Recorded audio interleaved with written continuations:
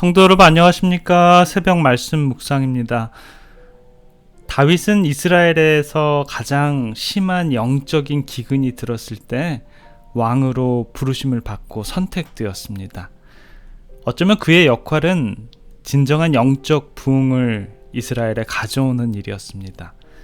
그 일을 통해 하나님께서는 그를 부르셨고 그는 그 일을 한 것이지요. 마지막 때를 살아가는 우리 하나님의 백성들의 삶 속에서도 지금 가장 영적 타락이 심한 때에 살면서 이 땅에 진정한 영적인 부흥을 일으키도록 부르심을 받고 선택된 백성들이라 할 수 있습니다. 저와 여러분 그래서 사명을 가지고 살아가는 것이죠. 다윗의 삶을 연구함으로 우리는 우리 생애의 진정한 영성 개발과 신앙 개혁을 가져야 할 뿐만 아니라 우리가 사는 이 시대에 진정한 영적인 부흥을 일으켜서 우리가 만나는 모든 사람들에게 주의 재림을 준비케 해야 되는 것입니다. 우리가 만나는 한 사람 한 사람에게 우리들의 말과 행동에 하나님의 재림을 사모하는 사람들의 삶의 모습이 드러나야 하는 것입니다.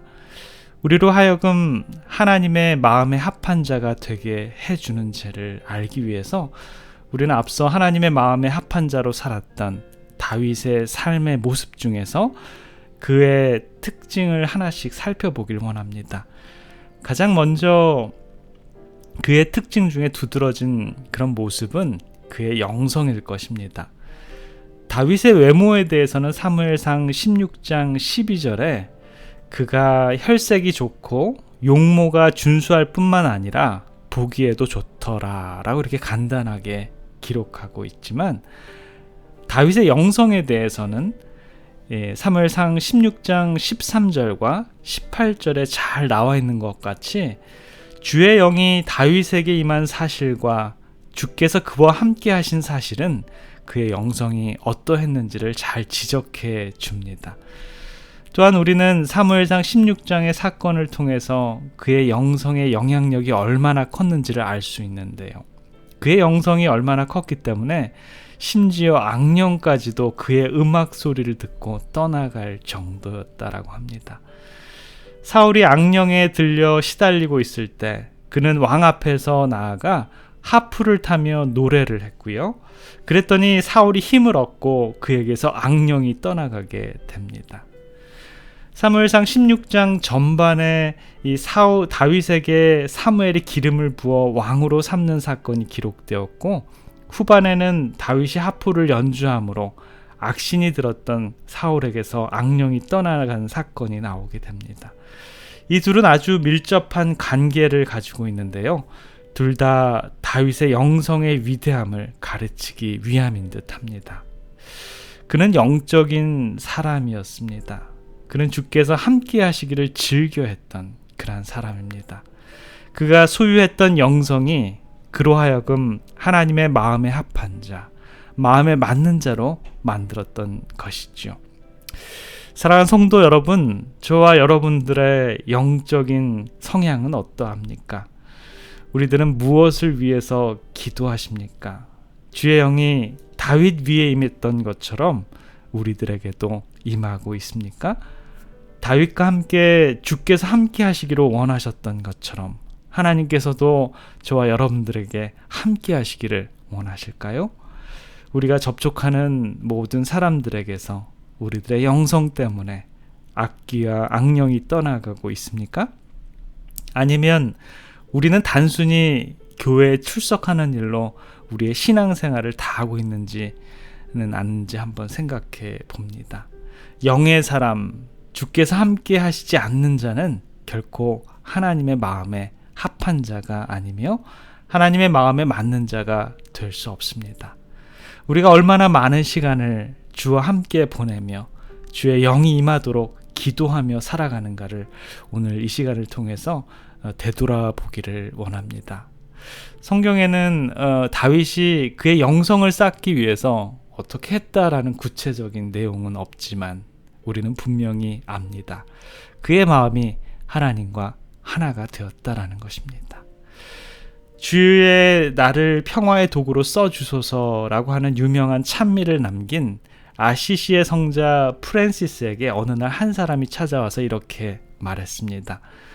선생님이 그리스도의 기적을 나타내고 그리스도의 거룩한 영광을 나타내며 그리고 선생님을 만나기만 하면 사람들이 변화되는데 그 놀라운 성업을 감당하시고 계신 비밀은 어디에 있습니까? 라고 물었어요.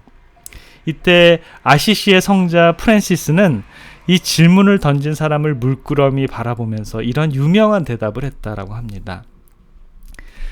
전능하신 하나님은 어느 날 이 지구상에 살고 있는 그 많은 사람들을 바라보고 계셨습니다.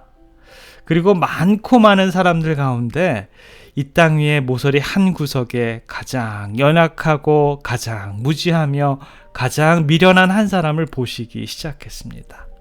거기에 하나님의 눈동자는 머무셨습니다. 그리고 하나님은 이렇게 말씀하셨습니다. 그렇다. 저 사람이다. 저를 통해서 나의 강함과 나의 지혜로움과 나의 능력을 나타내리라. 그것이 하나님이 나를 선택하신 이유의 전부입니다. 아시시의 성자 프랜시스가 왜 그를 통해 이 모든 역사를 이루었는지 우리는 알게 되었습니다. 이 시간에 새로운 각오로 주의 영을 영접하고 영혼과 하나님의 교회를 진정으로 사랑하며 자신에게 맡겨진 주의 사업을 성실과 정직으로 일하시는 우리 주님의 백성들이 되시기를 기원합니다. 기도하겠습니다. 사랑의 아버지 하나님, 오늘 이 시간 영성 있는 다윗의 모습을 바라봅니다. 우리 자신들을 다윗과 비교하면 우리는 너무나도 보잘것없는 존재들입니다. 그러나 우리도 다윗처럼 영성을 개발하고 하나님과 함께하고 하나님께서는 우리를 그의 마음에 합한 자, 그의 마음에 맞는 자로 간주하시고 저희들을 통해서 영적으로 심한 타락한 이 세상에 진정한 영적인 부흥과 각성이 일어나도록 우리를 사용해 주시옵소서. 이 시간 우리의 마음의 상태를 들여다보고 계신 하나님께 우리의 모든 자신의 마음을 맡기기를 간절히 기도합니다.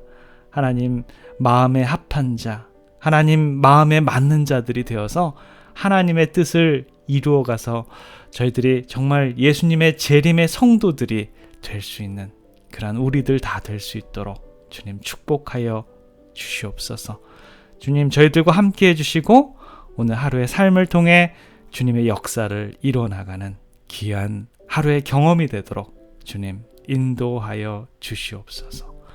사랑의 우리 구주 예수 그리스도 이름으로 간절히 기도드립니다. 아멘.